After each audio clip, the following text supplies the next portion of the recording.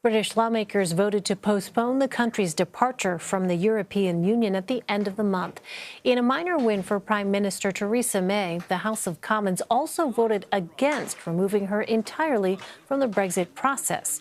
Britain's exit from the European Union will be delayed by 3 months if the EU agrees to ratify the amendment for the separation date.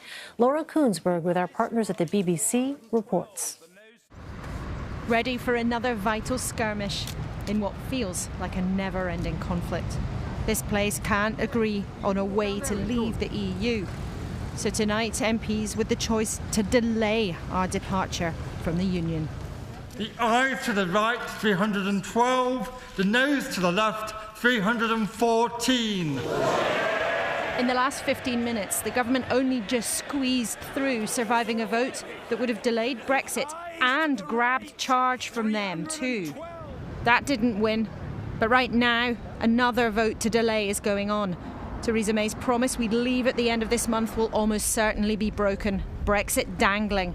Seeking an extension to Article 50 is not something that the government ever wanted to have to do. We believe that we negotiated a good deal for this country, and one that also respected the result of the referendum and would have allowed the United Kingdom to leave the European Union on the 29th of March this year.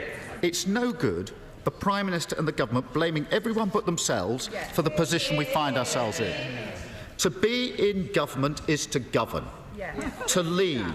Because here we are with 15 days to go. Article 50 extension is a necessity, not a choice.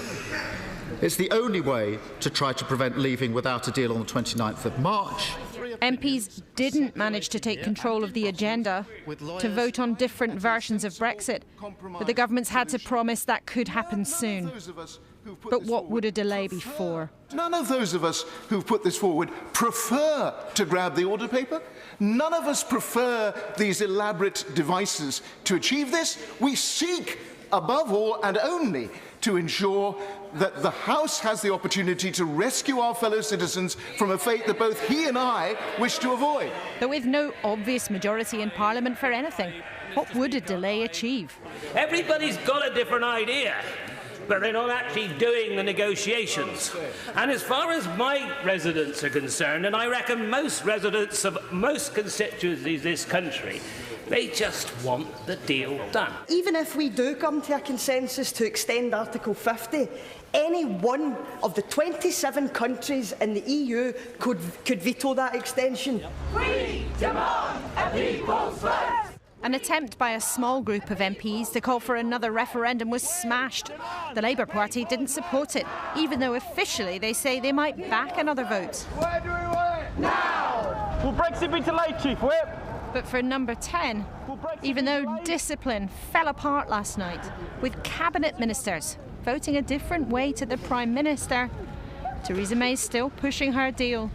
And is that the sound of one of the allies she needs tiptoeing towards saying yes?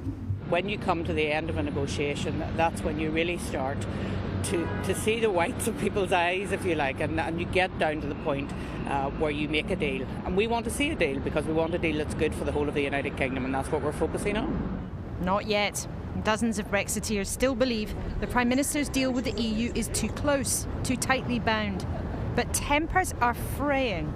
They are engaging in political idiocy. They are doing more to damage the prospect of us ever leaving the European Union than any of the people campaigning for a second losers vote or Remainers who haven't accepted the result. They are dangerously close to destroying the very thing it is that we all fought so long and hard to achieve. That's what it's come down to, Tory MPs calling each other idiots, basically, saying that dozens of your colleagues are idiots. No, I'm saying they're engaging in political idiocy, which is exactly what it is. If you don't fight for something you believe in, which is Brexit, then it seems to me you've given up the fight far too early. You shouldn't be in politics.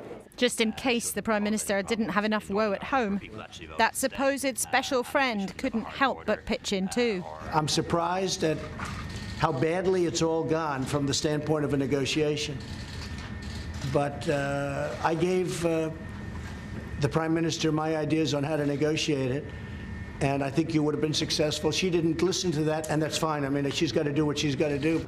To do what she has to do? If only it were so simple. Number 10 must try to govern this mess. and survive. Laura Kuenssberg reporting.